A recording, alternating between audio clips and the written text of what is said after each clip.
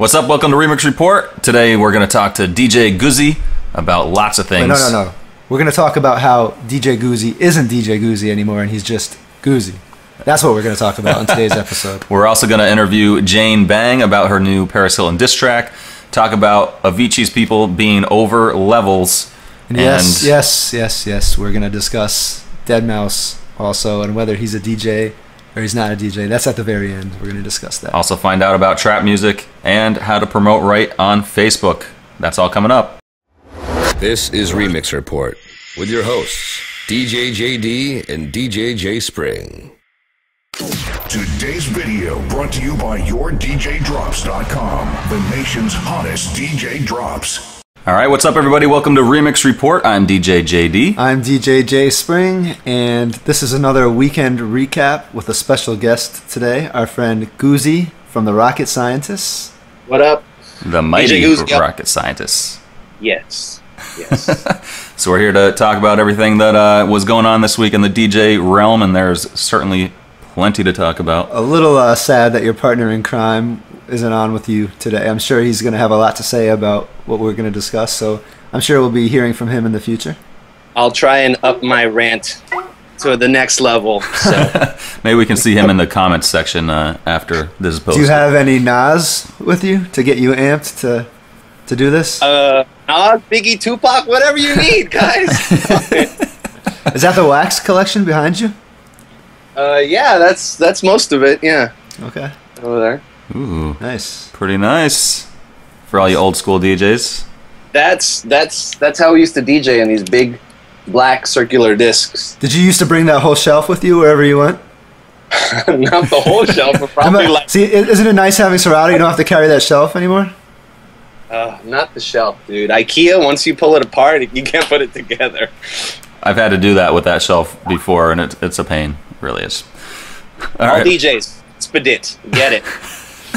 Yes. Yeah, that's our tip of the week. The Expedit shelf from IKEA. That's it. All right, let's talk about our weekend really quick, kind of highlight what we were doing and how those events went. Spring, why don't you start us off? I was at Shrine on Friday. It was kind of a slow Friday because we had our local fireworks that night, and although Shrine is a big-time nightclub, which we get a lot of people from Boston, Providence, even New York, all coming to the casino, we still do rely a little bit on local traffic as well. And it seemed like a lot of the local people that was like a night to go out on local bars and stuff. So it kind of hurt us a little bit there.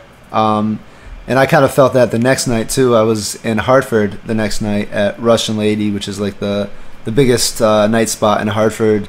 And same thing, when I was on my way up there, so much traffic because of the fireworks, and that kind of hurt us. It was kind of a slow night there too, and I actually really sucked that night. It was I've been trying to.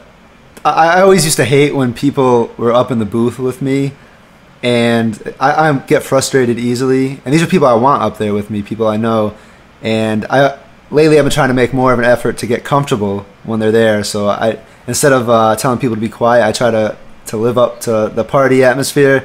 And I don't know, I do get frustrated easily. And the owner was actually up there. There's some girls I know from Hartford in the booth. And I have a bad habit I feel bad when I'm ignoring people. So I try to talk to them, and I always leave about 10 seconds to switch the next song. And I'll type it in real quick and try to find the cue point and mix it in, and sometimes it doesn't work out so well. And plus the owner doesn't really like a lot of the versions I'm normally used to playing of songs, so I kind of had to switch up. I always have a plan when I DJ, and even when I'm totally doing not a pre-planned set, it's like chess to me. I'm always thinking 5-10 songs ahead, which I'm sure you guys do as well. And when I had to change that plan because the owner is up there, I was getting frustrated. I don't know, it was just a tough night for me. I did get to meet a fan of Remix Report, so shout out to Greg Nice. I hope he left right after I saw him, so he didn't get to hear me spin the rest of the night. But if he did, I'm sorry, but it was good meeting you. Awesome. Yep. Where were you? Let's see. I was at Saints and Sinners in Providence on Friday night. Big shout out to Mixmaster J, the Providence Mixmaster J, Nelby, and DJ Victim for bringing me out there. It was definitely a great time. They're actually open an hour later than all the other clubs in Providence, which is definitely a big change for me. Didn't actually go on until 1, played till 3, and it was a great party atmosphere in there. Definitely one of the funnest times I've had in Providence in a while. You played till 3 in Providence? Yeah. Are they open? Do they serve alcohol the whole time? Till like 2:30. Are they allowed to? I don't think so, but they do. Okay. Who cares? Hopefully, none of the It's Providence. What's that agency that regulates that? Hopefully they aren't watching, which I doubt they are. ABC. Yeah. Forget. Commission. Liquor Commission. Who cares? Yeah. Don't worry about it. Yeah, we didn't say anything. Let's see. Saturday I was at Shrine. Considering the Sail Fest was going on and all the festivities that go along with 4th of July weekend, it was still actually pretty busy. Definitely a good night. Really energetic crowd too. So definitely a fun time. Sunday I was at Shrine. Now we're here today filming Remix Report. So how was your weekend? My weekend was pretty good. Friday I was off, as was Solar's. I was down in LA visiting my mom, so I came back Friday, so I really didn't have time to get that going. And then Saturday we were both at the Grand in San Francisco. New nightclub. It's been open since January. It's been creating a lot of buzz. I think Seraphin, who you're going to either talk to or have on the show soon, he's back next week. Friend of the show. Yeah, absolutely. And yeah, it's a crazy party vibe in there. They do like CO2 cannons and confetti cannons and CO2 in the booth getting sprayed like through the crowd. So they do it not unlike anyone else in the Bay. So if you're definitely in San Francisco, I'd highly suggest coming out to the Grand. It's pretty crazy. Yes, I saw Seraphine's promo video this week, and he had a lot of footage from there. It looked really sick, like a really fun place. So, as DJs and people who work in clubs, our job is always to be ahead of things and to predict the next trends. And I think I've seen like plenty of pictures of like crazy club nights. I know when our friend Costa has his house parties, like you see like blown up balloon animals and stuff, and now everyone's doing the CO2 guns. I think the next thing is going to be throwing around midgets at the club. They get in like the padded suits. I think that could be. So if you want to mention that to owners of Shrine, maybe we could. Maybe next time you guys are there, we could start that. Well, who did I see in that gigantic? Like they blow up this gigantic ball and then they like walk in the crowd. I was just thinking that. I was just thinking about that. I haven't seen that. Yeah. Yes. That's pretty ballistic right there. They did have big gigantic balloons that they were batting around it. Anything you could think of, I think the club had it. We got like special sunglasses. I don't know where they are. All I have is these like, these aren't it, but imagine like really cool glasses that had like our logo and stuff. So we forked over some dough to make it a little bit more special. Maybe I'm really weird, but when you said that thing, giant person walking in like a balloon suit, it kind of reminded me of like the end of Lord of the Rings or something when those giant elephants are walking through. Like that's kind of what I picture. It's more like the Stay Puft Marshmallow Man. Okay, Stay Puft Marshmallow Man. So more like Ghostbusters than Lord of the Rings. They're in a balloon. Yeah, they're in a huge ball. Oh, okay. It's huge, and you just walk, and it looks crazy. These club scenes are really just seeming like they're from a movie, like something surreal when I see these pictures on Facebook. I remember when a foam party was just like, oh my god, we're going to be in foam. Oh, that's so crazy and dope and sick. And then when you're actually there, it's pretty gross. Yeah, it is. Well, now stuff from the club looks more like something from like Alice in Wonderland or something. The pictures that I've been seeing lately. See, I'm DJing a big foam party with Pauly D on August 10th up in Springfield, Mass area. So that's to Pauly. Yeah, he's a good guy. You know that they're saying that anything goes under the foam. That's what I've always heard. Yeah, it's true. It's true. Okay. All right, before we get into our news section, I want to remind you guys that we are going to be at the DJ Expo in Atlantic City coming up in August. I believe it's August 13th through the 16th. So if you're going to be there, let us know. Hit us up by email. Email us at remixreport@gmail.com. Put DJ Expo in the subject line. Let us know when you're going to be around so we can maybe try and link up. We definitely want to meet as many people down there as possible, and we know it's going to be a great time. So thank you for all the RSVPs we've gotten so far. It isn't necessary to RSVP. You can go to the conference without checking with us first, but we do appreciate the people who have contacted us. It is possible. All right, so our first news story here, Jane Bang, who's a female DJ out of New York, released a song called Put Your Hands Up for the DJs, basically a diss track against Paris Hilton. We actually got a chance to speak with her earlier today, so why don't we cut to that interview with her. All right, so thank you so much for coming on and talking to us here on Remix Report. Once again, we're here with Jane Bang. She just released the track, what is it called again? Put Your Hands Up for the DJs. This is the Paris Hilton diss track, is that right?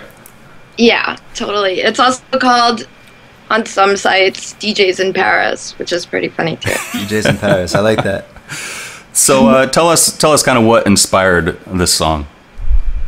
Well, basically, the big inspiration behind this track was, like, lately, the onslaught of new DJs just picking up $200 equipment at Guitar Center and just deciding that they're, like, the new Avicii, and just going out there and, I guess, influencing Paris enough to think that she can do something like that, and getting on a big stage like that and just showing the world how inexperienced she is really was devastating for me. And I just thought, somebody needs to say something about this. So me and my producer, Beats and Styles, got together and we just ripped one out, and it was just exactly what I was going for.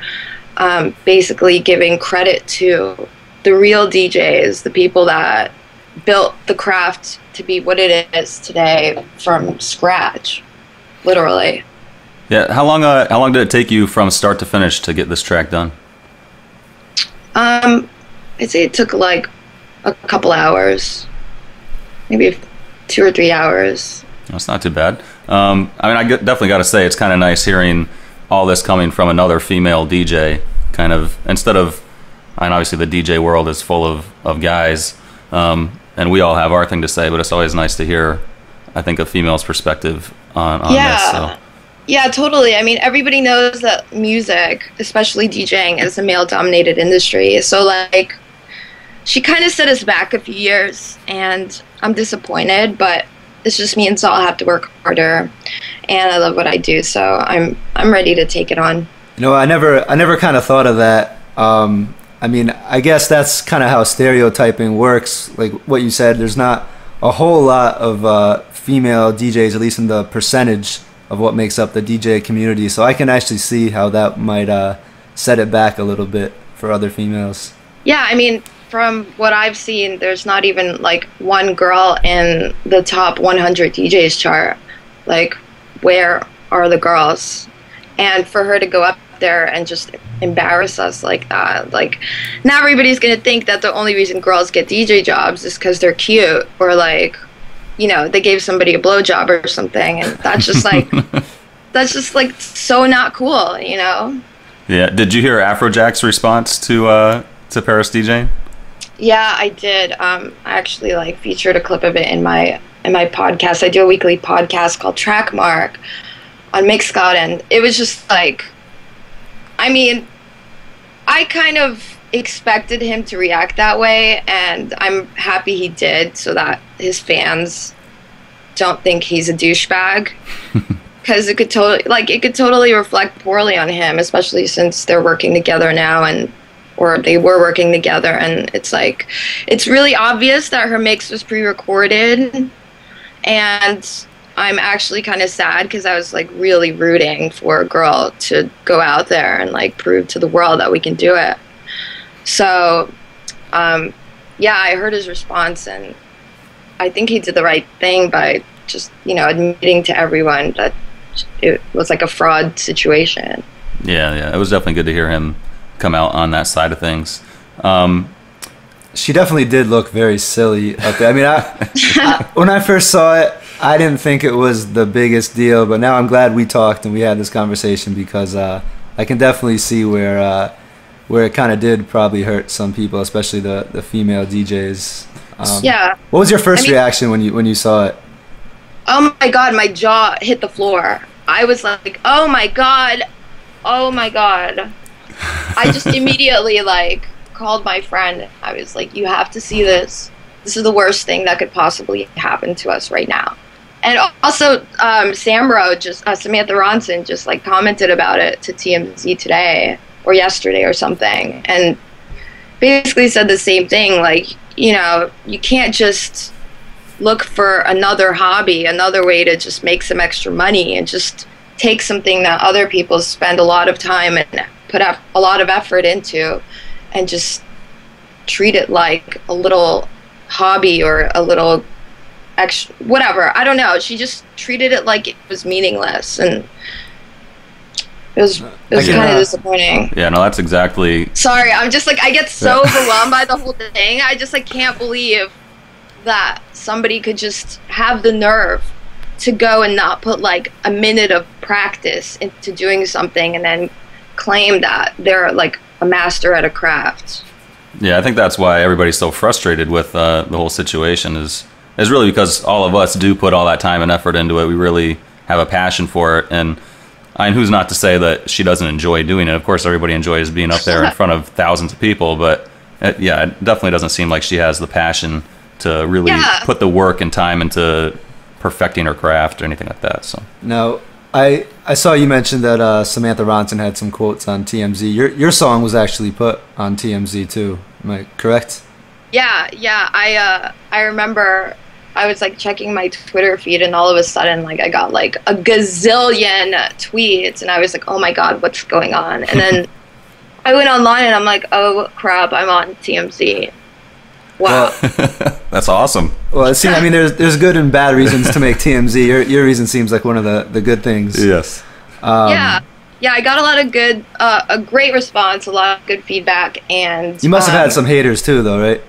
Yeah, totally. But then when I actually, because I'm a nice person. I think like for my songs, people think I'm kind of like a really big bitch. But when I like looked at their profiles to see like, oh, is this somebody I should actually care about? I just noticed that they had like no followers and were like obsessed with Paris. So I was like, okay, well, these people.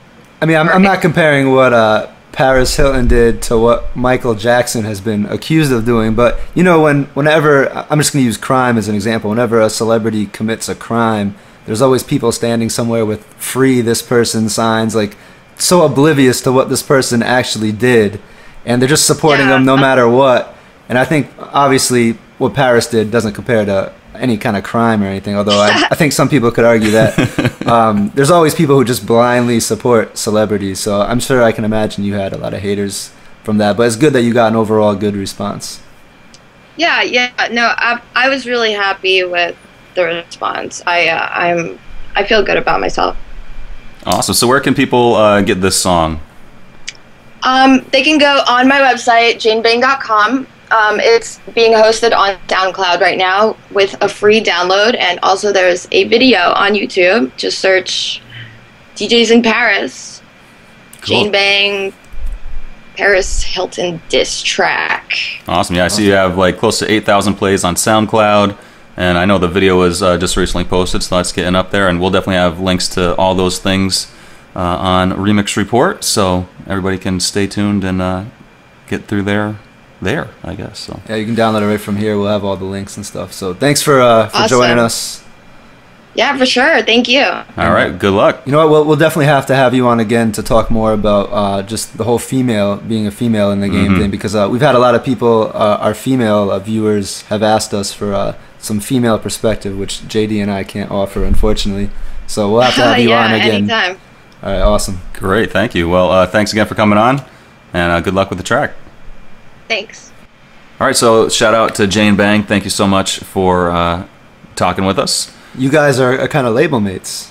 Uzi, you guys are both. Yeah. I saw that she's on Mood Swing. That's cool. I thought she was going to be out here for like a recent show, but I guess it didn't work out. So, actually, I mean, I'm looking forward to meeting her. Yeah, she might be from LA. Actually, I think I said New York, but I think she's actually from LA. Oh, is she from LA? Okay. I don't know. Either way, we're going to have her on again soon to kind of get the females' perspective on the current DJ culture. Definitely check out our weekly podcast at mixcloud.com/JaneBang and look for a new single coming out soon called Get Smashed. So yeah, that's we have more to talk about Paris Hilton a little later on, so we'll save the rest of our comments for that, I think. And by the way, if you guys didn't figure this out already, we are going to discuss the dead mouse thing a little bit more. That's coming up towards the end, so stay tuned. Yeah, don't worry. More dead mouse. Shout out to Richie Wagner, who started a Facebook group called DJs Against Bullies. I guess he was DJing a school dance a week or two ago and started talking to a kid there at the school.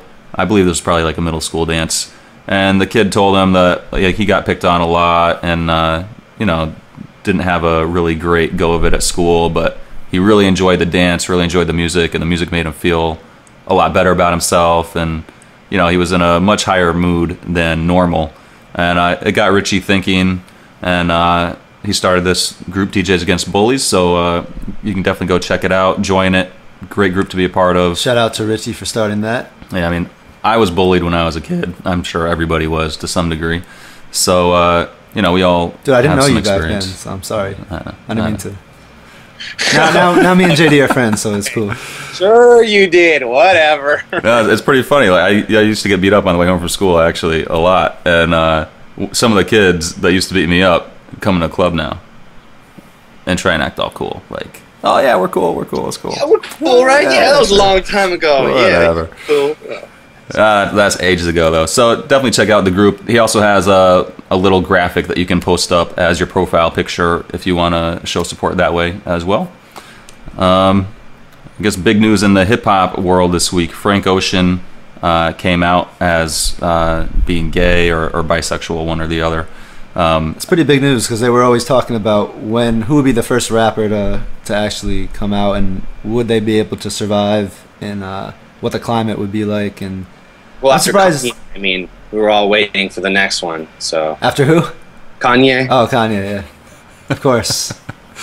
Yeah, so I guess someone on a blog had been listening to some of his songs and kind of figured out that the love connections he was talking about in his songs seemed to be with men or something.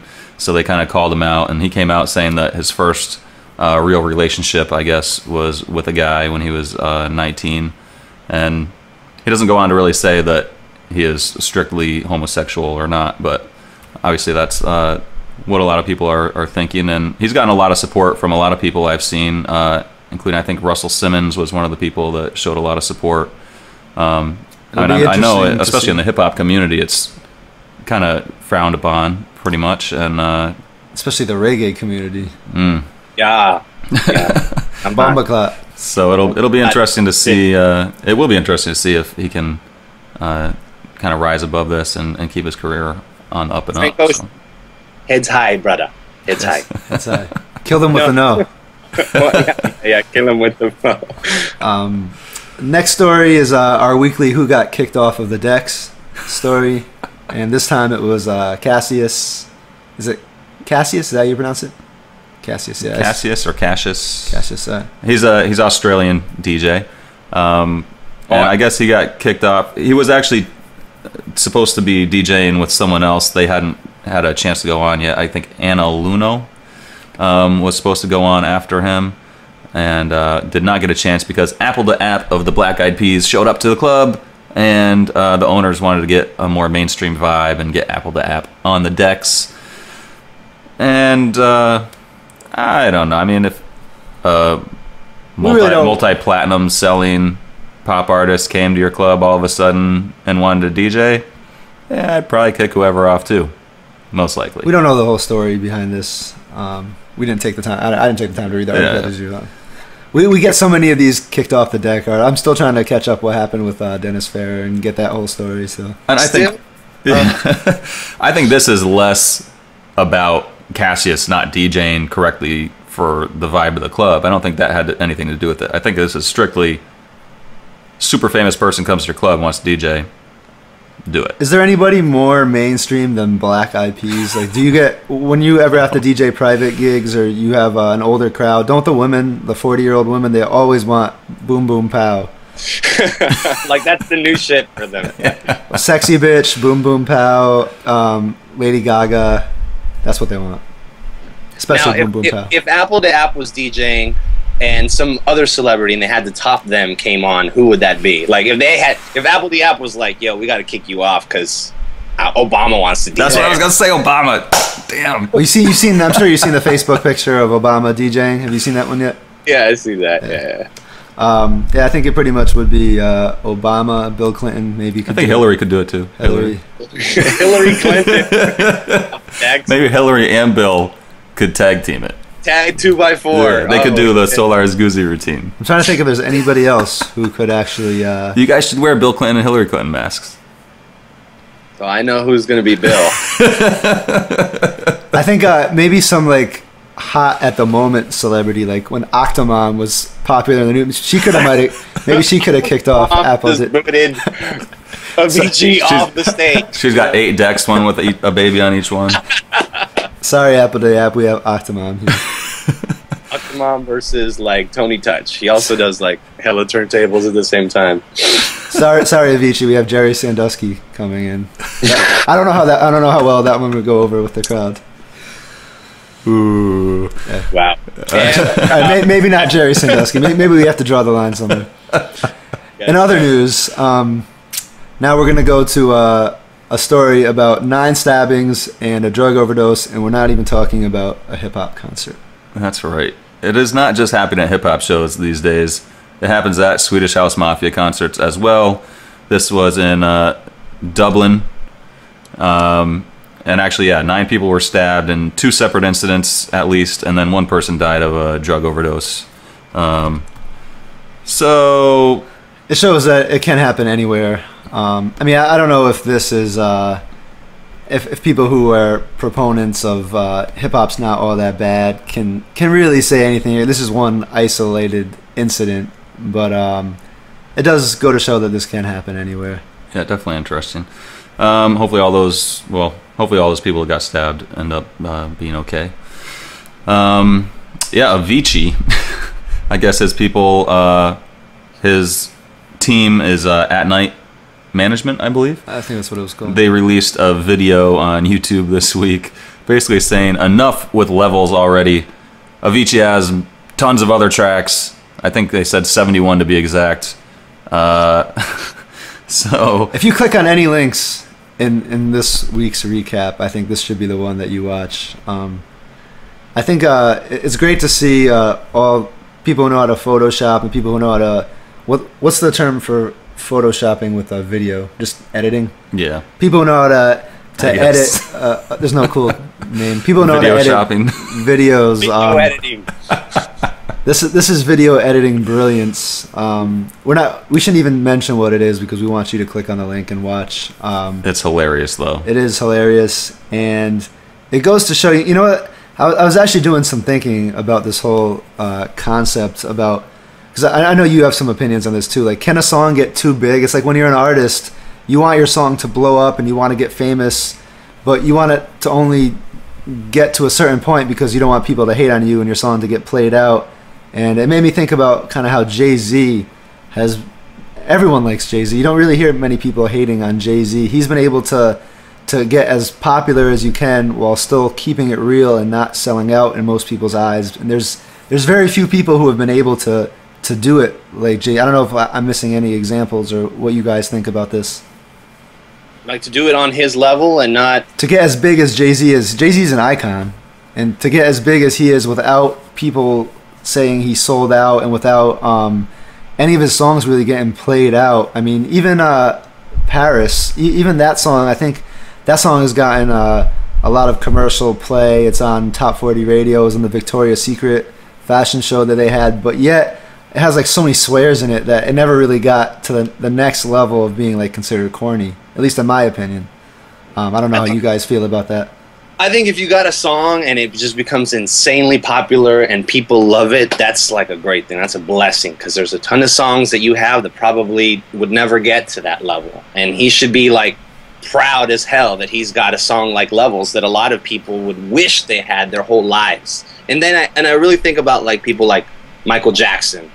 And Michael Jackson, Billie Jean. What if like he was like, oh, enough with the Billie Jean, or can we stop doing We Are the World? I'm so over that song. Like those songs are like, you know, sure, one works in the club a lot better than the other, but nonetheless, like, they're huge songs, and they were huge worldwide, and I think that you can't just minimize that and say that you're over it. As an artist, you have to respect that people are gonna keep playing your songs. Hi, babe.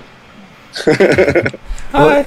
Well, you know what? I actually Michael Jackson's a very That's good. Check, guys. Yes. We're still Paid. Michael Jackson's actually a good example too, because no one really said that. I never heard anybody say Michael Jackson was played out even when he was still alive, and I guess similar to Jay-Z in that way. But you mentioned, did you mention Black Eyed Peas when you were? I know we were talking about them before. Like the song "I Got a Feeling" by Black Eyed Peas, that kind of crossed into the corny territory a little bit. Like I don't know, Levels now, and even, I hate to say it, Party Rock Anthem, those two songs in particular, Levels and Party Rock Anthem, I do feel a little weird when I play those at the club now. I don't know if we've mentioned this on the site before, I think we have, but it's particular about how those songs were built, at least the originals, how epically they come in and the crazy build-up on both those songs. It was awesome when they were at their peak, and it kind of helped elevate them to the next level in the club. But now that they're kind of on their way down and they're starting to simmer a little bit, it seems like that makes it kind of awkward when you play them in the club. I don't know if you noticed that at all. Like playing Venga Boys like main set, just expecting everyone to just be like, "Oh yes, Venga Boys." Exactly. I mean, I definitely know if you play Venga Boys now, because I'll know that you got it. I think Levels is definitely starting to get played out. I mean, you can't deny that. Sure. So I think basically I was over it before it got popular. Like, yeah, well, yeah, for us especially, yeah. Style. Party Rock Anthem was the same way. We were all playing it for so long before it got popular. Like a G6, another example. We made the remix in like fall, and then all of a sudden in like spring and like even like January, February, the song got like really huge. I was like, why did we make the remix in like March or something? Which one are you talking about right now? Party Rock Anthem remix? Yeah, you know what? I actually recently brought back your Party Rock. I used to play your Party Rock Anthem right when it first came out, right when you guys made it. That was the one I played, and that was more of my opening set before people knew the song. Right. Once people knew the song, I kind of stayed away from your remix, because that was one of the few songs that I always made an effort to play the original of, because people expected that break so they could while out to, especially you should have seen when Rob Gronkowski of the Patriots was at Shrine. He was just been waiting for that break the whole time he was there. He wanted to shuffle. Oh, he did want to shuffle. And now that I feel like that song got kind of played out, I've been looking for a remix, and I went back to your remix again. I actually kind of alternate between yours and the bootleg that DeVille did. I play both of those in the club now, and I find it kind of takes away the corny factor that the original kind of got, at least to me. So that's my strategy now with those in the club. But Levels, when I play the original Levels, I almost want to hide underneath the DJ booth now. That's my opinion. I mean, I can't really blame them for putting this out there like that, because obviously Avicii does have a lot of other really good tracks. I think they just want to shift the focus onto some of those. And, you know, he's released a couple of new tracks recently, and I don't think they've gotten maybe as much shine as maybe they should have, because people are kind of over Avicii right now because of the whole Levels thing. Maybe, I don't know. Maybe you think like that's like, you know how like people get typecast like in acting, like he's typecast as Levels. That was his thing. And if he tries to do anything else, people just be like, why doesn't it sound exactly like Levels? You're not good, go away. Exactly. I mean, you do, as a musician, you do want to keep a certain kind of edge to you. And I guess the most extreme example, we've talked about this so many times, imagine if, do you know who the rapper Uncle Murder is? Have you ever heard that name before? Yeah, he's got that like track. He's like a real underground hip hop. Imagine if they used his song for some female thing, or some like real popular commercial, and it ended up becoming like the theme song for The View, like that. It would just. Can you imagine if that? I mean, I'm sure. At the same time as all rappers want to blow up, and Uncle Murder wants to, I'm sure, have a hit. I'm sure he wouldn't want it to go that extreme. Do you know what I'm saying? Like rappers want to keep an edge. I'm sure even house guys, they look at David Guetta, how much he does have a lot of haters now. He's people who hate on house music for being big. All the people who wanted house to blow up, and now that it's blown up, they're mad. they always point to David Guetta for that. Right? Exactly. And we hear a lot of, whenever people talk about hip hop and how it's gone downhill and too commercial, people always point to Lil Wayne and make him the scapegoat for that. So I guess there is kind of a balance. People want to be huge, but they don't want to be like too big to the point where they're cheesy. Yeah, exactly. Yeah. We could talk about that forever. I think. We could. We already have talked about it forever. All right, moving on to a Rolling Stone article. Porter Robinson says that trance is going to make a comeback in the U.S. I think he sees like happy trancey melodies as the future, the next step in the house music progression. What do you think about that? Porter Robinson thinks trance is going to be popular. Why though? I mean, like he should rather say that like, what Complextro is going to be the next thing. But it doesn't really. I don't know, man. I think because EDM has been so like at the forefront of stuff, I actually going to go out on a limb here and say hip hop is going to come back. I think the tempo is going to come down. Tempo's been coming up a lot, and unless we go to like he says trance or breakbeat or like what's in the 150s like juke or something, then we got to come down, like because the tempos are like they just keep going faster and faster. And after these people dying in Ireland, I don't know, man. Maybe hopefully one day the club will be like, yo, you need to play some more hip hop, man. People are leaving the dance floor. Like, you think it's gonna be hip hop or is it gonna be like Moombahton tempo? That's a good question. I really hope it's hip hop. I just put the finishing touches on a new Moombahton remix today, so I think we'll have time to post it. But it's like 4 o'clock on the West Coast, so you East Coasters might be a little late on the game. So I might post it tomorrow. It's a new Starships remix that we worked on, and it's Moombahton-y. So when you say hip hop is going to come back, what tempo do you see making the comeback? Like the 90 to 100? That's the tempo I want, like 90 to 100, man. Bread and butter. That used to be the bread and like the tempo, like 90 to 100. You got to 105, you're like, oh snap, I got to get back down. You know what? I was talking to Ryan O'Connell. A shout out to Insight Events at Patty's the other day, and he was telling me he looked at me, he goes, you notice how like the energy kind of drops a little bit when you go from house back to hip hop? And I told him I'm like I can see that maybe with some of the down south stuff, but for me, when I play that set of Party Up and Be Faithful and Get Low and Salt Shaker, the energy is as high as it is with anything else I play. People still go nuts for that set. There's got to be the right crowd. It's got to be the right crowd. If they want to hear house, they could like it, but it's never going to be the same reaction. But luckily, I think we've conditioned the crowd to like, a little bit of everything. So when you play that track, you set them up in a way that they're going to enjoy hearing it at that moment in time. So I do agree that there is definitely isn't the same when you play down south hip hop. People can throw all their hands in the air for All I Do Is Win and stuff, but during the verses and stuff, there's not a whole lot of energy. I do agree with that.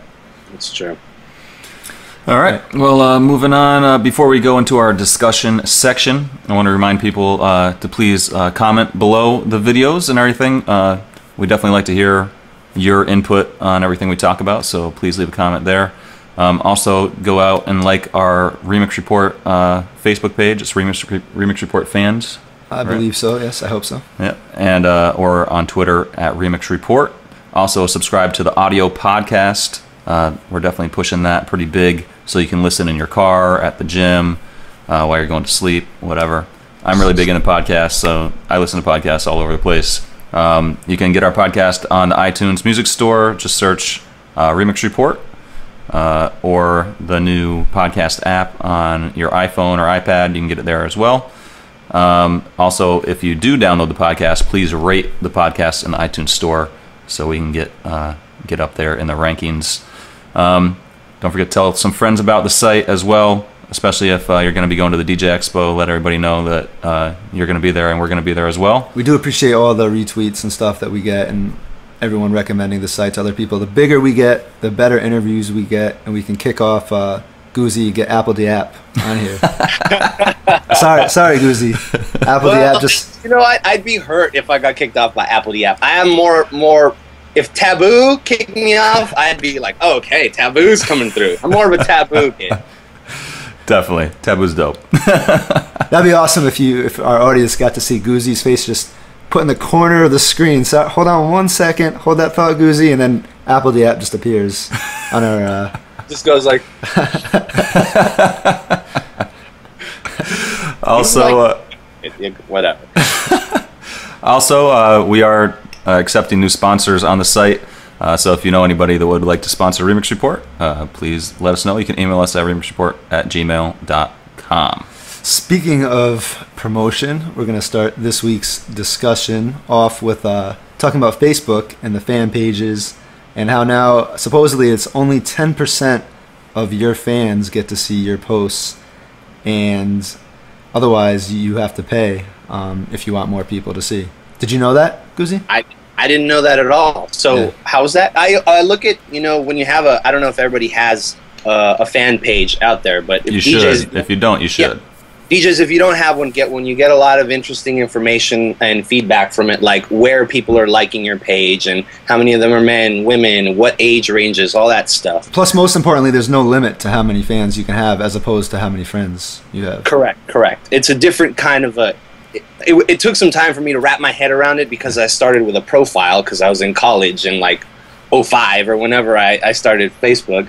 And then now I had to make a page, and it was kind of confusing how they were different. But anyways, like I always see that only about less than 10% of the people that we have, all fans, see anything we post. Yeah. We have a little over 9,000 fans, or 9,000 likes, however you want to call it, on Facebook, and only about 1,800, 700 see whatever we post. And I always wonder, how do we get that to be everybody? Why can't everybody see that? That's why. Well, the main issue here is like the news feed.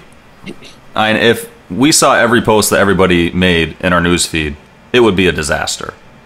Just look at your Twitter feed. Like I can't even forget it. I don't even look at Twitter anymore. I post on Twitter, but I don't even look at it barely ever, just because it's such a mess of everything, which is great. Make your list, JD. Make your list. Yeah, well, true. And that's kind of what Facebook has done for us automatically. They made lists for us automatically. If your post has a picture or something, it's probably going to get to more people. If it has a video, it might get to more people. Isn't it scary though that Facebook is deciding what's important? Well, it's not. I don't see it that way though, because really your fans are deciding what's popular, because if more people like your post, more people are going to see it. Right. So if the content of the post is really good and is interesting and people want to interact with it, more people will see it. So it really makes you kind of have to figure out the right way to post on Facebook, the right time of day maybe, the right content to post on there, what's actually going to get your fans involved in what you're posting so that they want to share it with their friends. I have two things to say about this. First of all, the first thing is that maybe this is Facebook being smart and knowing what happened with MySpace and how pretty much everyone hated the DJs and rappers taking that over. Maybe they're smart in doing this and limiting us to only see 10% of club advertisements. We have to think about all our friends, our non-DJ friends on Facebook. They have to see everyone tell them to come to the club, and then when they get home from the club, they have to see all these DJs tell them how awesome it was. So it's kind of, maybe it's a step in the right direction from all these idiots who over-promote, and maybe Facebook is doing something smart. The second thing I want to say about this is I can't believe how many people are bitching about this, because Facebook, as DJs, they do not owe us anything. Mark Zuckerberg, is that his name? Mm-hmm. When he created this, he didn't create an outlet for DJs. Zuckerberg doesn't owe any of us anything, especially DJs. We all know why he made Facebook. Oh, yeah. Have you seen the movie? Yeah, I've seen it. It was a pretty good movie. But he doesn't owe... it's not his job to jumpstart your DJ career and help you promote your gigs. He created what he created. If you want to use it, that's your business. Facebook doesn't owe you anything. Just be glad that it's helped you promote this much. That's my thought on that. I will say, I mean, if people go to your page a lot, Facebook knows that, and those people are going to see your posts a lot more than other people. If people like your page once and never go to your page again, they're probably less interested in what you have to say, so your posts aren't going to show up on their pages as much. I mean, it really makes a lot of sense when you think about it. Obviously, it sucks for us to some degree because we do want everybody in the world to see what we're doing, to know where we're going to be. We want to blast. Brush my teeth. It was great. Yeah, we want to blast them. Like, we want to post our flyers on other DJs' pages and all that junk, you know. But this makes our news feed manageable, which I like. I mean, but the thing here is you can now promote your posts. So I actually tried this with one of our recent posts, and it did pretty well. It reached 1,500 people. It said it could have reached, when you pay for it, you can pay, I had the option to pay $5 or $10. $5 for 1,500 people, $10 for 3,000 people, I think. It doesn't guarantee that's how many people are going to see it, but that's the estimated reach, I guess. And when you promote a tweet, a promoting page, right? Yeah, when you promote a post, it's a particular post, yeah. And the post is promoted for 3 days, and after the 3 days, it kind of drops and becomes a normal post. So it's kind of sticky at the top of people's news feeds for 3 days. And we normally would get maybe 500, 600, 700 people looking at it, and that time we got close to 1,500, 1,600. So, I mean, they're smart. They know that people who have fan pages, 99% of them are trying to advertise something. We're DJs, we're trying to advertise our brand as well. And I think they're smart for limiting this to 10%. I mean, one other thing that they've done on Facebook too that I'm sure you notice if you use casually is that, let's say the Heat win the championship, you'll see on Facebook it'll say this friend and that friend posted about the Heat along with 10 other friends, and you have to click if you want to see the other 8 posts out of the 10 that it didn't show. So I think they're smart in that way too, just by they don't want people to get tired of seeing the same thing over and over. So I think they're smart by doing this personally. what do you think, Guzzy? Well, it's going to hurt my pocketbook, guys, and that's my bottom line. I don't care about anything that Spring has to say. I definitely see your guys' side of it, and you know, like you said, like this is a tool, and if you want to use it, well, then pay up. I mean, it's a tool just like anything else. So you're going to use that tool on the terms of the people who created it. Right, exactly. So, I mean, I see that. I definitely, you know, to be truthfully honest, a lot of the fans that we've had in the last, like, year or two have been through ads. We bought some ads, like, relatively inexpensively, I'd like to say, on Facebook. And little by little, like, our likes started going up and up and up. We went from, like, 7,000 to, like, over 9,000, like, within a few months. It was really crazy. So, if you guys know that you have a certain kind of a budget and you can $10, $20, whatever you got, I would highly suggest looking into ads and increasing your likes and stuff. And also being able to interact with the people, not just getting, because then you have a bunch of fans and you don't interact with them enough. And don't just talk at the fans. You got to interact with them. You can't just tell them what you're doing all the time. It has to be like, take a look at this. Do you think this is funny? Or I just saw my baby cousin at her wedding. Whatever you're into posting, make sure you do more than just I'm at this club, I'm at that club, and I'm at that club. Like, I saw someone say that now that Instagram is down, remember when it was down last week, people said, how is anybody going to be able to eat anymore? They're not gonna, don't you have to take a picture of your food before you're allowed to eat it? I saw some memes about that, like, I think it was like, who's that? Morpheus was like, what would you do if I told you there was a world where people didn't take a picture before they ate the food? Speaking of funny Facebook photos, I found one recently that said, it showed a radio station DJ. He was talking to the mic and he said, coming up we have Havana Brown featuring Pitbull, followed by Enrique Iglesias featuring Pitbull, and the latest J-Lo featuring Pitbull, and then after that, the brand new Pitbull. He's on everything. Yeah. To this Facebook thing really quick, I mean, there's a few specific situations where it really makes sense to promote your posts. If you release a new CD, and you might want to promote that. I know personal things, like if you're getting married, had a baby, graduated, something like that, you want everybody to know. promote that. It's really not expensive. It's like $5-10, and you don't want 1,500 people to know you're married, though, right? Probably like not as a DJ. No, you want to keep that under wraps. Everyone respond to the event page so I can put you on our RSVP. What about like I hate these so much. The girls who just want attention and they write stuff like like one word, or they write frustrated. What if they started promoting that? Because that's what they want, is attention. Those would be good posts for them to promote, so everyone sad can ask face. What's wrong. Sad face. What's wrong, Sheila? And then they get like 30 comments under that. That's all. The guys who respond. Make you feel better. Oh, what's going? Don't want to talk about it, but really wanted to talk about it. I could talk about that for longer than I could talk about Deadmau5, so let's get off this subject before it goes any further. All right, so let's find out what trap music is. It's this new... what is it? Because I see all these trap remixes, and... I gotta say, I'm not a huge... Is that the trap dance? I was dancing trap music. To me, it seems like it's a form of taking... this is what I've seen lately.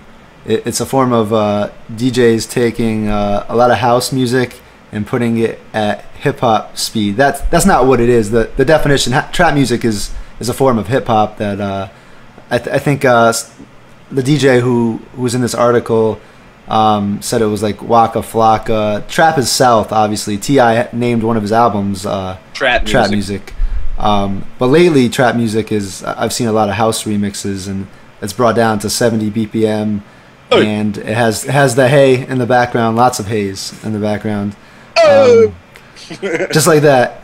And to me, I saw DJ Scene say on Twitter today. He said trap is the new Be More, and to me, it almost seems like it's. I think it's the new Moombahton kind of. To me, it's like people who DJs who don't have the skill to, like myself. I'm not very good at production yet. We're trying to get there. We got things in the works. But someone like me who can't make dubstep, I could make trap music. So I don't know. It's like trap music isn't as hard to make as dubstep. You pretty much, it sounds like a lot of the redrums that were on Crooklyn Clan. I'm like '07 to me. That's what it sounds like. The trap that I've heard doesn't have a lot of bass, so it doesn't even sound like hip hop today, like with the deep bass. At least the trap that I've heard. I don't know what you think. You got to hear that good trap there. Okay, maybe I haven't heard the good trap. That good trap music.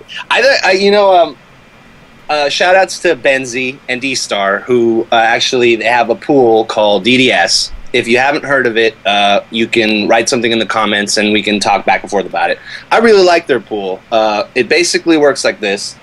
You pay a fee either for the year or for the month. I forget how it works. And then they send you about 15 gigs worth of music every month, and you basically like look through it and see what you can get. And Benzie was talking about like, hey, this way you really don't miss much, and that added to what Solars does, to the blogs, to that really complements our music base for what we do. So anyways, like last month or the month before that, they had a section called Be More and Trap. So it's funny that Scene said that, because it was in the section. And so I was like the exact same way. I was like, what is trap music? And then I listened to it. I was like, oh, it's kind of like what Moombahton kind of does with that. They take a house music sample riff or whatever, and they turn it into like hip hop, like 70s. At the time, that was the genre that it was. But it could turn into like drum step and get a little bit more up in the tempo. You never know. So, but it was cool enough where I took a few of those tracks and I actually tried playing them out. And they did all right, It's kind of like that, like I was saying about hip hop. Everybody's really into EDM right now. And let's say that you can get that EDM sort of sound, but have that more hip hop kind of feel, which is kind of like what Moombahton tries to do. It has that, and it kind of borrows it into a different tempo. It's not to say it's groundbreaking. It's like, production-wise, it's magnificent. But it, like you said, if somebody isn't like up on that production all the way, then they could do that. But then you could be like Dylan Francis and like do Moombahton, but like do it your way. And see, that's what happens when you have a genre like that, when people start to take it in their own directions. So first of all, there's a good chance I am pretty ignorant about trap music, so I'm glad you put some new stuff on the table. If I offended anybody by what I said about trap, please steer me correct me and steer me in the Comment right right direction. there. Yeah, comment Haters right in the down comments, there. please. But I was before I spun at Shrine this weekend. I got some new trap, and I was listening to it, and I'm like, you know what? I was thinking about dropping it at the end of the night, and just from what I heard, it didn't sound so much like the hip hop today. It didn't have as much bass. It was more just a lot of hi hats, and it wasn't as heavy in the bass. And I said, you know what? If I'm gonna play some 70, 75 BPM versions of house at the end, I'd rather play the dubstep versions of it. I think that's what my crowd would expect more. Or a lot of the dope, like down-tempo house remixes that Rocket Scientists have done. You guys have done a lot of stuff very similar to this, only more original production kind of stuff. And your stuff had a lot of bass in it, too. And I was thinking about that. Like, I was like, so when I heard it, I was like, this is kind of a little bit like kind of what we were trying to do when we made those remixes. And we didn't run with that at all, which, we had people reach out to us. Like, I hear Vice plays like that Hello remix, like everywhere it goes. And people are always commenting about it. And DJ Snake from like France like hit us up one day. He's like, "Yo, did you guys make this Hello remix?" And they're like, "Yeah." He's like, "Yo, well, imagine a France accent when he's saying this. Oh, it is great. I really like it." And then he's like, we should make a track together. We should, make more stuff like this. He was on that, and he wanted to do more of that kind of stuff, like that taking a housey song and playing it at like 70s, 80s, what have you. So we know we kind of lost touch a little bit, but that, that's definitely something that's there. And now that we kind of have trap, maybe this is the year that we'll go into that foray and see if we can get more tracks like that. Your songs like Seek Bromance, Till Death, and Hello, are those trap? Are they considered trap? I'm not the authority on trap. We just wanted to make a different kind of remix. And that's really that's really the mindset that we attack a lot of the remixes. Like, what's going on? Everybody made a house remix to Hello. Let's do something else. They're trap-esque. I don't know if they're... Sure. I don't know if they're trap. Well, it's kind of like the same argument we have with Moomba Tone, because we've argued this. We started working on some tracks, some hip hop tracks that we wanted to make in the 100 to 110 BPM range, and you were calling them Moomba Tone. I'm like, well, it's not really Moomba Tone. I mean, we just bumped them up to 105. So it's like the same question. It's like any house song that you put at 70 or 75 BPM, does it automatically trap? So it's a good question. And you mentioned you're not extremely well versed in trap, and I know JD isn't, and I'm definitely not. I'm probably the most ignorant person here. There's one person who would really hate us, and that's the person. We can save that for when we talk about the Dead Mouse argument. But there's the person who wrote this article here about trap that we included a link to. He would really, really hate us, because he sounds like all the people who are mad at everyone who likes house now. They've always been trying to push house to everybody, and now that everybody likes it, they're saying, "Oh, well, you didn't like house from the very begining." Here's a DJ who's mad that he's an original trap head. Trappist. He's an original Trappist. Floyd. And he's mad that all these house guys are doing trap remixes without knowing the history of trap. So this is just like one big cycle. Everyone's mad. You're not pure with the music. Like, I'm a purist and I'm mad at you for liking this without liking it from the very beginning, even though I've been trying to get you to like it forever. I'm still mad at Mos Def, I swear. Why are you mad at Mos Def? No, because he went mainstream, son. Oh, okay, yeah, I know. Hell, and like getting on movies with Jack Black. I know. Don't watch that. Very good. All right, let's move on to. I guess you had posted an article, kind of about Paris Hilton, on your Facebook earlier today. That was from Straight.com. Tell us a little bit about that article. It's basically an article if I really didn't know that this person named Mann, I guess, wrote it, Michael Mann, I would think Solars did. It sounded just like it. It really did. It's not the rapper who did Buzzin'. This is a different man. Yeah, Michael Mann. Michael Mann, okay. Marcus Mann, or whatever his name is. He basically purports that EDM is BS, and that like being able to twist knobs for a big arena show and get and all the people that pay $100 to see that kind of show are dumb and retarded, and he also clowned a lot on Paris Hilton because, let's face it, she's not a DJ. If you've been kind of following what's been going on, there's been a lot of talk back about her getting on the decks and not really, you know, putting forth the what it means to be a DJ aspect of that. But I think she does do the, you know, look at me, I'm an entertainer, I'm a celebrity, pay a bunch of money to see me vibe. And that's also worth money in the nightclub industry. I think DJ Solars has, you know, said, if not in the same way, that, you know, entertainment has a lot of value in our industry. And it's not always about talent, unfortunately. Sometimes it's a lot about entertainment and bottle service sales and alcohol sales, which is the bottom line of a lot of nightclubs. So don't get mad if Paris Hilton gets booked at your club and she sucks as a DJ, because she might sell more bottles than you as a headliner. Wait, so you're saying the nightclubs these owners don't just do this as a charity, as just to provide entertainment and to give DJs jobs and to promote real music? That's not why these guys go into business? They're a lot like Facebook. Yes, okay. Yes. Just wanted to clear that up. No, they you know, they have checkbooks and checks to write and vacation homes to pay for, and it's not going to come from you headlining. It might just come from her headlining. Unfortunately, hey, I can speak from like my heart and say I don't like that. That sucks. That blows chunks. But monetarily, I see how it could make sense. So obviously I'm a little torn. I can have the opinion that she sucks, and she does, by the way. But at the end of the day, that's almost null and void, because she's going to do what I can't in a nightclub. So I'm going to have to compete with that. And we've talked about what are ways to make you unique and different, so that if Paris Hilton comes along, they'll say, you know what, Jay Spring's doing a good enough job here, and he's wrecking the crowd, and you know, he brings all the people, and they always talk about what a good job he does. I'm not going to need to bring her in. Whatever. I gotta bring out the Brazilian flag at my next gig.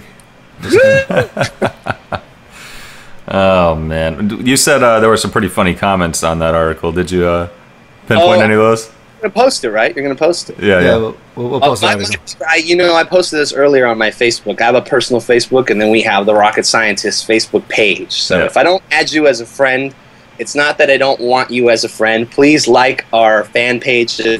I have this kind of rule that I don't add somebody unless they met them. So if you're just kind of adding me just to add me, that's great. You know, you can reach out to Rocket Scientist anytime, but my personal page is I want to be people that I've met, whether it's an opening DJ in Nome or, you know, my friends from high school, whatever. So I'll just read this real quick just so you guys can wet your whistles. She goes, it sounds like a girl because it goes Mia. She goes, Paris's career has gone the gamut, from twiddling knobs in the dark to twiddling knobs in the dark. Let it sink in. Let it sink in. It's a good one. That's a good one. There's another good joke about the Jay-Z Kanye song that they did together, Paris, and you can kind of get the joke. Yeah. Oh, yeah. Got it. Was it really about France? Yes, it was about France. All right. Well, this kind of ties into our closing discussion here.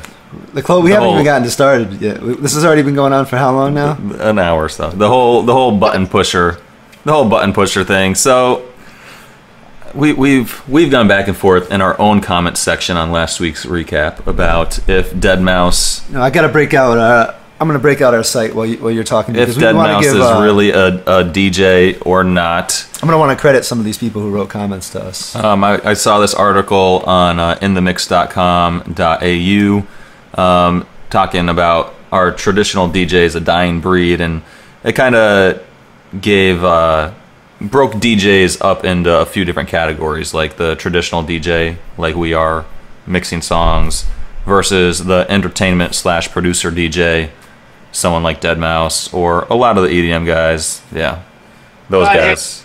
God hands. I mean, I think that's where we have to go with this discussion, is that, all right, does Deadmau5 DJ? Why don't we hear Goozy's take on this really quick? Oh God, does Deadmau5 DJ? Well, is he a DJ? Well, here's the thing. I think there's a difference between being a DJ and DJing. You can DJ without being a DJ. Like, an example. The first time... My mind just now. This hurts me too. I can't wait to speak on this. No, so your painter... This goes to your painter argument last week, all right? So if someone DJs as a hobby, they got a little itch controller, they just mess around at home, maybe they DJ a friend's party here and there, just not for money, just for the hell of it. It's not what they are doing as a career, whatever. They're just having fun. They do DJ. They DJ these little parties and stuff. They're not a DJ. That's not what they are. The best example. They are what their job is, or whatever they consider themselves. You know, the best example. If I'm painting a house, kind of thing. Right, that was the example that was given by our friend Benny B. So shout out to him for writing in our comment section. The best example was if you paint your house, you're obviously not a house painter. I can't. If I'm with you at a shrine and we go to Scorpion Bar, I won't introduce you as Goozy the house painter. That's something obvious that we all agree on. Okay. That's something we all agree on, and this is where I disagree with you, JD. Is that you use that as an example to why Deadmau5 isn't a DJ, but Deadmau5 to DJing isn't as casual as someone a house painter who just paints his house. We're talking about someone who DJs for a living and makes a shitload of money from it and does it all the time. So I don't understand how you can bring up that argument to support your argument that he's not a DJ. That's true. Guys, you got to nail down what DJing means to you, because it's obviously different to you and you. Well, we were gonna, for a topic of the week this week, we're gonna ask our viewers what their definition is of DJing, and if that changes the way that they think that, or maybe their past answer to whether Deadmau5 was a DJ or not. And this is, I said to JD on the phone, we were talking the other day, I was like, you know what? You obviously know this. We're good friends. I hate being wrong, despise it, and I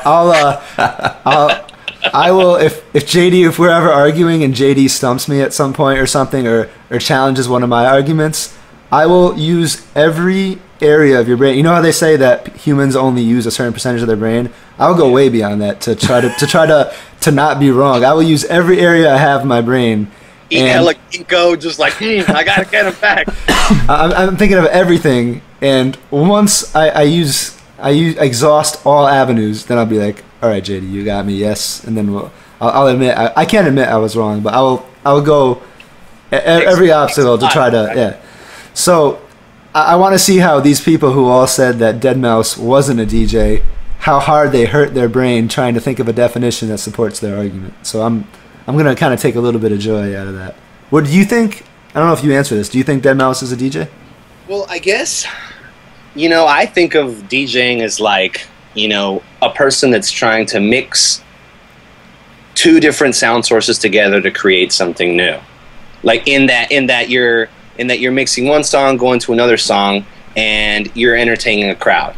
So under that broad definition, he is a DJ. But he's not so much a DJ because he's also the equipment that he uses is unlike the traditional DJ, which we all are. So he's kind of like this electronic music producer who kind of plays a live, I think he calls it like a live electronic music set. It's not so much like a DJ set. Well, he doesn't want to be called DJ.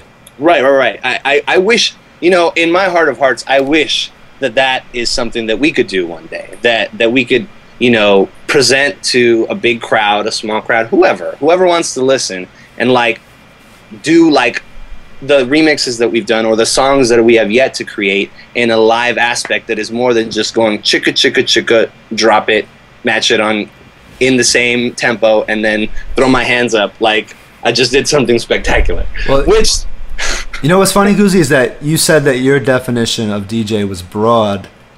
Compared to the dictionary and Wikipedia definition, it's not broad at all. That actually narrows it down quite a lot because their definition was pretty much anybody who plays music for a crowd, which, as we mentioned on our site the last couple weeks, that would mean if David Letterman was hosting his night show and he played a sample of music for his audience, that would make him technically a DJ according to the definition. So we can all agree that definition is pretty much no good.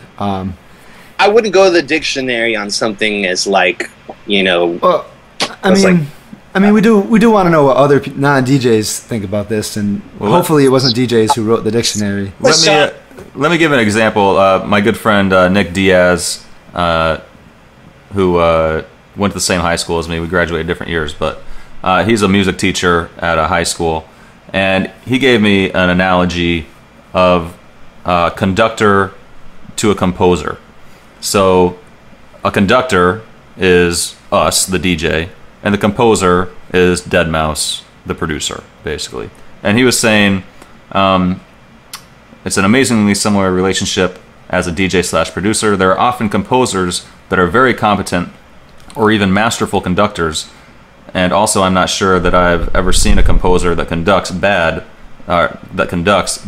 the art of conducting the way Deadmau5 is badmouth DJing. But he also said that a lot of these composers, there's plenty of composers that aren't good conductors, but they'll be asked to come to an event and conduct their piece that they wrote.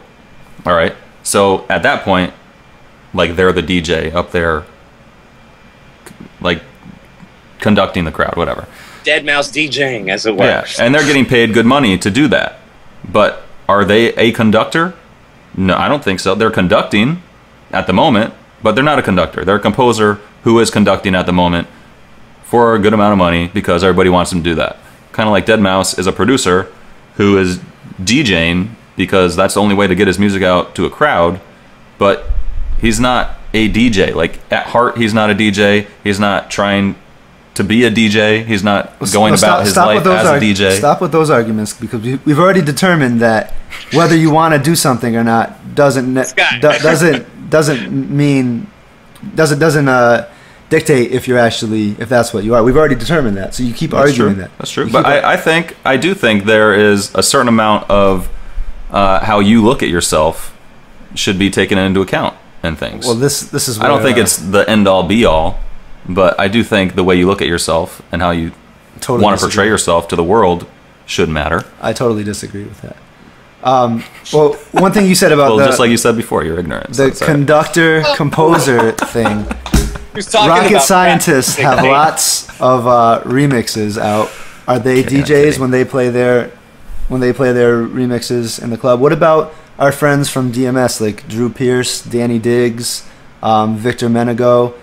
When they're displaying their edits in the club, are they not DJs because they're just putting their edits on display for people? They are DJing. I mean, they're not DJs because they're playing their own edits. They're DJs because they're DJing in front of a crowd at the moment they're playing their edits. They're displaying their edit, putting their edits on display. No, but they're actually DJing. Is displaying his music. Another thing my friend Nick said is he sees DJing as improvisation as a big part of DJing. So playing a predetermined set every night, all night, is not the same thing as improvising and working with the crowd and all that stuff that all real DJs, quote unquote, do. It's true. Do you play the same set every night? No, not every night, no. Not every night. Just every only 2 nights of the week. Only a few times. Only days that end in Y. Oh, gotcha. Yeah, I'm very freeform. Like, I just come to the booth. I wish I could plan everything like you, Jay Spring. You seem like very methodical. Oh, very and planned. And I'm just like plans 5-10 songs ahead. Lady Gaga, what should I play tonight? It's really tough for me because I still haven't moved beyond my 07 set. So I'm still playing like "Shake" by Pitbull is still going on at 12:30. I haven't played a new one since 07. Yeah, there's a remix with the Yin Yang Twins. I haven't even gotten that one yet. Oh man, that's gonna mess up everything else in my plan. Throw some Elephant Man on that. No, I shouldn't say it's gonna mess up things, because as long as the song fits in the allotted time, then it'll still end at last call, and I'll still be able to play that same set. I'll just substitute one for the other. Did you want to talk about any of these quotes that Mr. Zimmerman said about DJs years ago? I think I don't think we should read these. Let's just tell people to go to Deadmau5's Wikipedia page and check this out. Pretty much, I think this is funny that I saw these. I actually saw these when I was trying to prove JD wrong, and I went to his Wikipedia page, which obviously says that he's a DJ, and I read these quotes and I was like, well, I can't believe we didn't get a chance to mention these, because if you thought there was anything controversial about the quotes he recently said on his Twitter. This is like unbelievable compared to the. He just said pretty much, DJs, fuck you. You're just the middlemen who play my songs, and I wish I didn't need you, but I do. You're like fucking lawyers, he says. And I want you to go the way of the dinosaur, he said. I want you to diss a fucking peer. Diss a fucking peer. He put the fucking with the dashes in between the syllables. At least he has correct grammar.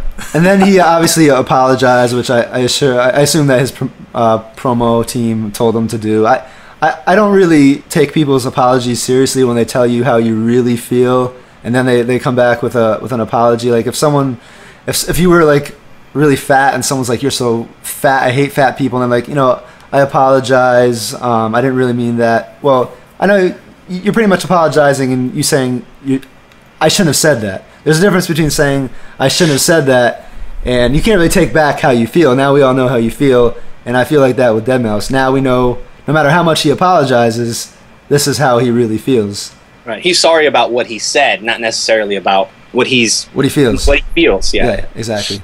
But all right, so to the argument. This is what I haven't even gotten into my argument yet about this. This is kind of exciting. You guys should be excited for this. Baiting us. So I have more time to reflect on this. And one thing, when I was talking to JD on the phone, we were talking about some of the comments that we got on Remix Report, and JD was sticking with his argument that if you don't want to be called that, then probably you aren't that. So that made me think, and I said to JD, I'm like, well, what if Big Papi on the Red Sox said he wasn't a baseball player, or what if Shaquille O'Neal said he wasn't a basketball player? And JD told me, all right, now you're being silly. That's just stupid and silly. And I said, but really, is it any different than Deadmau5? And it kind of made me think, and I think if we were talking to some of my friends who aren't DJs, Goozy, some of your friends who aren't DJs, and some of your friends who aren't DJs, they would look at us saying Deadmau5 isn't a DJ as silly as you thought it was when I said Big Papi, if he said he wasn't a baseball player, then he's not a baseball player. I think they would think it was just literally as silly. And it kind of, we got a comment from somebody, I'll find their name in a second, and they kind of said the same thing that I plan on saying, was that we're all biased. When you're involved with something, you're biased. And I mean, people become fans of certain things, and we're in the DJ community. We take our DJing more serious than non-DJs take music, obviously. And I mean, just look at if we're gonna go to serious matters. Obviously, I'm not comparing these two things, but look at like when all right, for instance, when A-Rod got caught using steroids, or Big Papi got caught using steroids. Baseball players, for those of you, for our friend Solars, when they got caught using steroids, their fans, the Yankee fans, gave A-Rod a standing ovation when he came back. Same thing with Big Papi. He got a standing ovation the day after he was allowed to play again, or whatever it was. Look at, if you want to go to a real serious matter, I can't believe I'm bringing up Jerry Sandusky twice in the same episode. Look when that whole thing happened. And Joe Paterno. Do you remember when that happened, Goozy? And the fans. What did he say? Well, the whole scandal came out, and Joe Paterno got fired. Do you remember the Penn State fans outside his house cheering him on? And while the rest of the world was saying how terrible this was, the Penn State fans were cheering Joe Paterno on, because that's who, they're like his family. They were biased. They're part of Penn State. They just think about all the good that he's done. And right. It just kind of shows how when you're involved with something, you can be very skewed. Your opinion can be skewed. And as DJs, you have a different perspective on things. As DJs, we're all very skewed in this argument. We don't see things sometimes as obvious as they should be. And I had a good conversation with one of my non-DJ friends about this. I explained things to him without mentioning the name Deadmau5, not that he even knew who that was. And I told him I summed it up for him. There's this guy who makes his own music. He goes on stage in front of 100,000 people sometimes, plays it. He has two machines, or he has one machine that to start a song, he'll press a button, it'll start. Then when it's time for the next song to play, he'll press another button, and the song will mix with the other one. The crowd's dancing to his music. He's on stage. Is he a DJ? And my friend was like, obviously, he's a DJ. And my friend is actually. So you're getting this confused. My friend is absolutely Deadmau5. So you're getting this confused. No, he is DJing. I'm not saying he's not DJing. In that moment, he's mixing the songs together. He's up there on stage in front of 100,000 people. He is DJing. that doesn't mean he is a DJ. Right. His argument is completely separate from DJing and being a DJ. You can never. I understand what being a DJ is and the whole house painter thing. So obviously you have a point, and you also have a point in that he's calling this person who has no idea what's going on, like, just called him a DJ, and somebody that's never heard of the name can call that person a DJ. So why are we even? I don't know why we're arguing about this. I'm really confused, because to me there is no gray area. And I mean, you do agree that you can be two things. Like 50 Cent, you agree that 50 Cent is an actor, right? He's an actor? You he's a bit of an actor. 50 Cent is an actor, so you can be two things. And obviously, deadmau5 is, I would call him a producer before I call him a DJ. I understand he's better known as one than the other, but to me, Guzi, I want you to think of an example for me. Someone who can do something for a living and not be called that. Can you William Hung. What's that? William Hung. Perfect. You do something for a living that is not that, right? I would disagree with that, but that is kind of a funny example. Is he not a singer? Is he not singing? He's not doing it well. And I think that's like that you kind of made this argument that, like, he's not a DJ. Well, he might not be DJing, like, you know, like you said that, like, somebody could go up there and DJ, but they're not necessarily a DJ because they don't have these skills that necessitate somebody saying, hey, he's a really good DJ and he's DJing, you know? He's just messing around on turntables, not quite there yet. Doesn't have the dominion of reading a crowd and having a good, you know, selection of songs, all that stuff. But if you find a definition for any kind of anything that someone can be, I mean, you want to go house painter, plumber, the example we always use on this site, whatever. Can you think of any activity like that, or any, like, an activity as a noun, a person who does something, where it says in parentheses, or it says a definition, then it says in parentheses, unless they're not good at it, or in parentheses, unless they don't want to be doing it? Can you think of anything like that? I think that's absolutely ridiculous. Well, you agreed though that if you paint your own house, right, but you're not a house painter. So where is the line between painting your own house and becoming an actual house painter? I can tell you it definitely falls short of someone who gets paid hundreds of thousands of dollars to do it in front of hundreds of thousands of people and does it all the time. I can tell you that much. That's an opinion. You guys keep using the house painting. Entertainment, though, that DJing has that house painting, unfortunately, does not have. So that is irrelevant. But you take the entertainment away, and it's a fact that most of his money comes from doing this activity. He does it regularly, and he's one of the top earners in it. I think that you have to say that that's what he is. You to anyone who uses this house painter analogy, it all starts with, is someone who paints their house once a house painter? I obviously agree, no, he's not. And I don't understand how you can use that argument compared to deadmau5, who didn't DJ just once for a friend at his party. This is a guy who does it all the time for a living. Well, I'm asking you to draw the line in the sand exactly where that change happens, and you won't do it. Right. I can tell you, it's silly. I understand exactly where you're going with this, and I try to do that argument sometimes with stuff too. That sly little smile right there. I mean, I can't. If you want to argue, if you have to do it 70 times or 71 times, you do it 70 times and you're not, but 71 all of a sudden, yes, you are. I can't tell you that exactly, and I can't tell you exactly to what number that gray area falls. I can tell you that once you're making close to $1 million a year from doing it, and you do it many times a year, and you're at the top, one of the top earners in that field, I can tell you've surpassed the gray line. I can tell you that with 100% certainty that you've surpassed the gray line. Do you disagree with that? Yeah. I think that's absolutely ridiculous. You know what you guys make me think of? How often deadmau5 paints his house. I wanna know what's going on. And you know, one other thing that I talked to about my friend, after I explained him the argument, I explained to him the whole producer DJ thing. We went to earnings and stuff, and I consider my friend to be a very wise person. We're going to actually interview him eventually on the site. His name is Sally Wu. He's actually one of the top internet poker players, one of my friends who moved to Canada. And he said, you know what? I think deadmau5 is really smart. I understand exactly where he's coming from. Very good marketing that he doesn't want to be considered a DJ. When I explained to him how much money these guys who are producers make, He goes, yeah. He goes, Deadmau5 is obviously a DJ. He sees how much DJs make, and he sees how much producers make when they take it to the next level.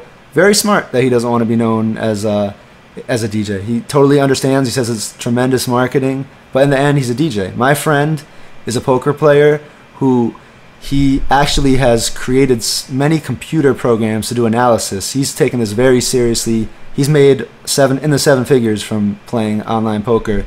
And he said he just went out with this girl, and a girl asked him what he did for a living, and he said he didn't want to say poker player because he knows the what people think of those guys. He said, I do yes. I do poker analysis, and he's like, yeah, that's what I told the girl. I do poker analysis, and then I go out and I play poker, and I use that analysis, and I take advantage of that. But he goes, in the end, am I a poker player? He goes, yes. He goes, I make good money doing this, very good money. He goes, there's guys who go to the casino every day and they play $1 or $2 poker, and they do it. The guys who do that 4 or 5 times a week, those guys are poker players too. He goes, are we different? Yes. Are there guys who take it more serious than others? Are there guys who are better than others?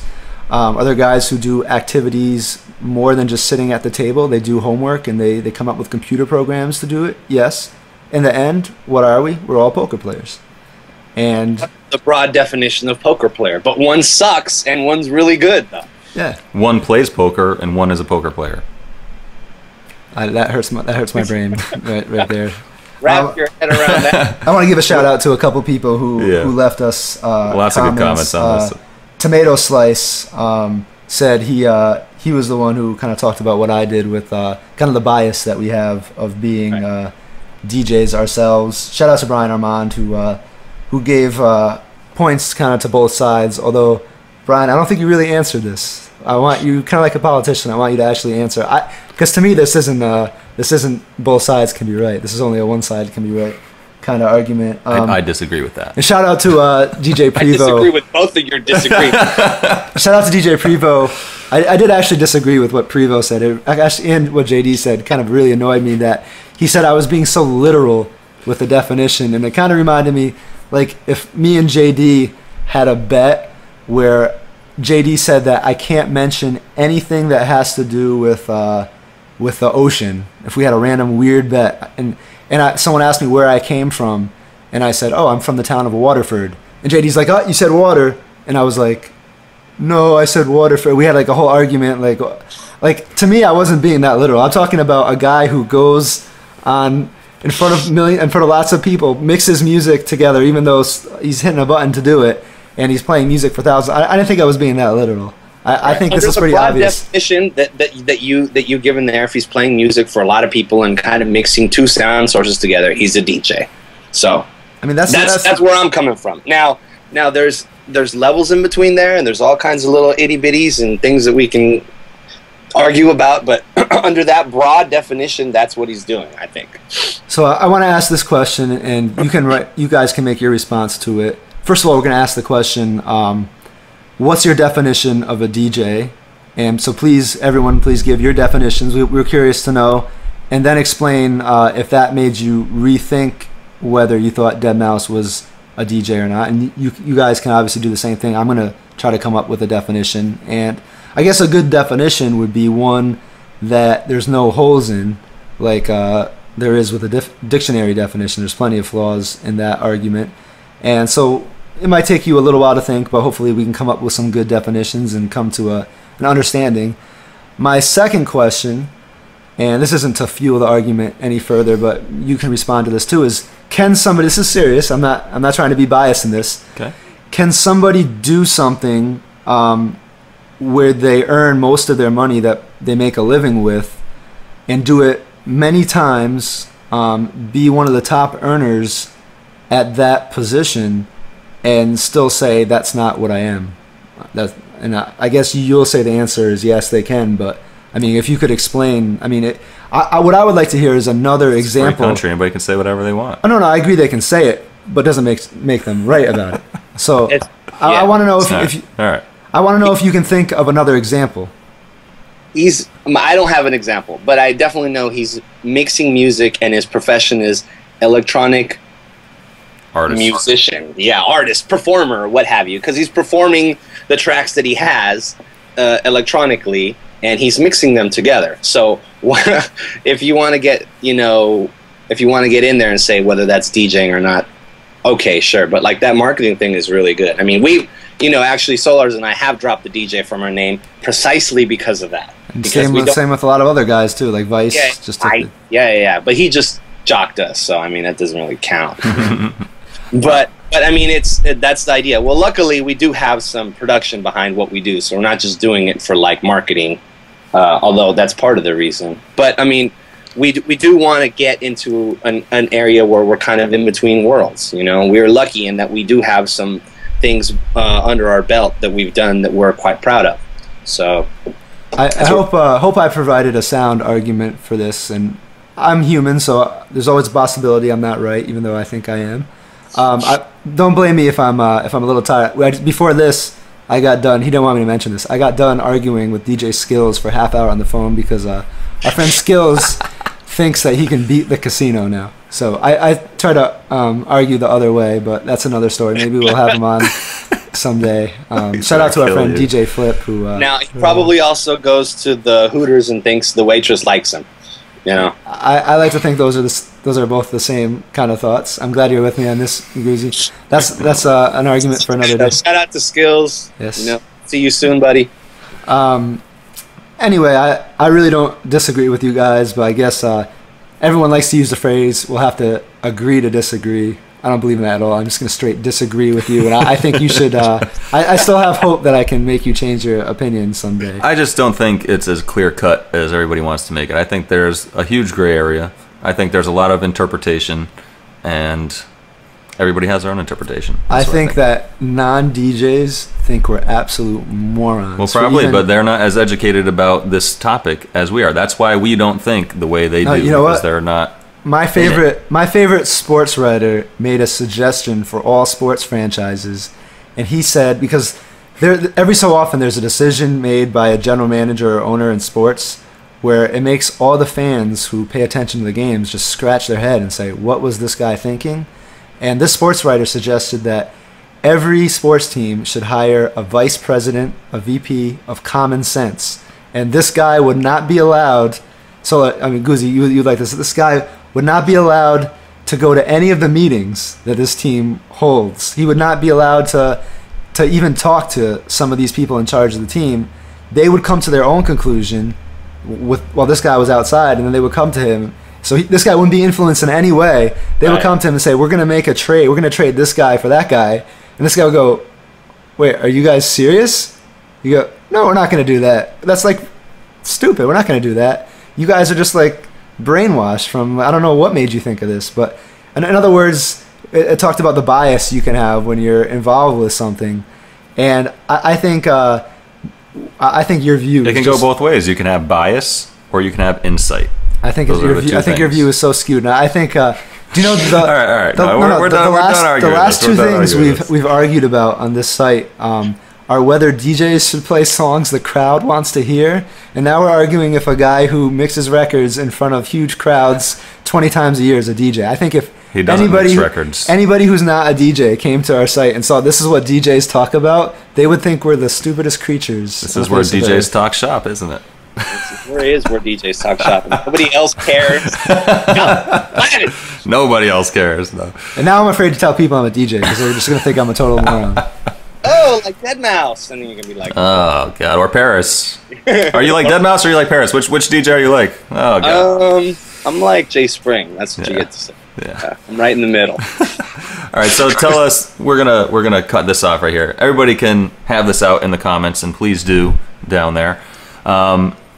Where can people find you online, and do you have anything upcoming that you want to shout out real quick?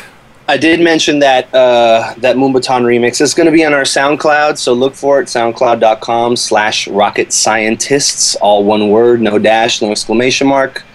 You can find me on Twitter at DJ Guzi, Guzie. You can also add and like our Facebook page, which is facebook.com/Rocket Scientists. And yeah, just, every time we make anything, we're going to try our best to put it on SoundCloud. There's a few things that aren't up there because, we've got some label remixes, like there's like a fighter remix that we did that actually got picked up. So I like that sound. That was a different kind of sound for you guys. It seemed like to me. Yeah, it was a little bit more. It sounded more like Cataracts. I was gonna say that. I was about. I didn't know if that would offend you or not. I was gonna say it sounded very Cataracts. They've got a lot of hits under that belt. I wouldn't be offended. That's not what I was going for at first, but that's what ended up happening. So it sounded a lot like I don't know if you heard Joe Maz's remix of like a G6. It kind of had some of the same. It kind of reminded me of that a little bit, and I did like the way it came out. So. And P.S. It's just an 808 sound like hell. The pitch just goes down, so it goes doom like that. Okay. So that's what the G6 synth is all about, guys. Just look it up. I'm sure someone can explain it.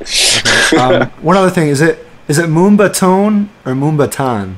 I kind of thought it was Moomba tone because of reggae tone combined with Moomba.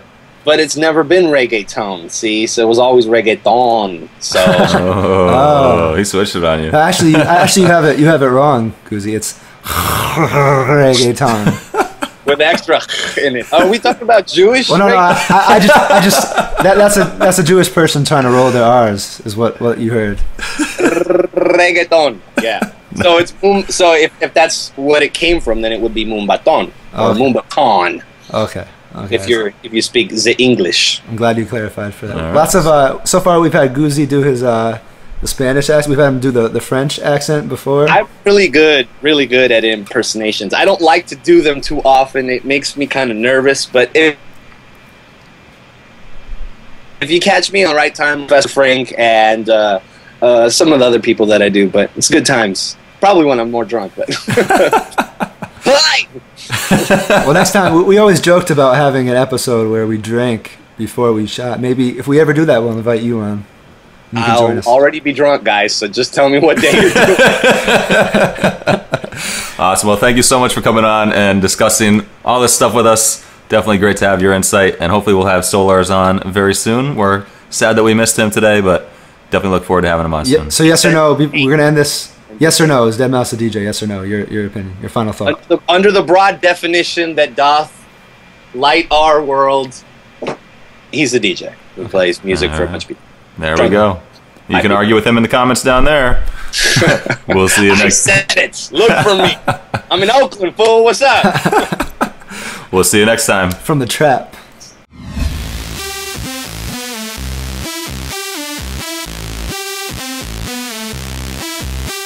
RemixReport.com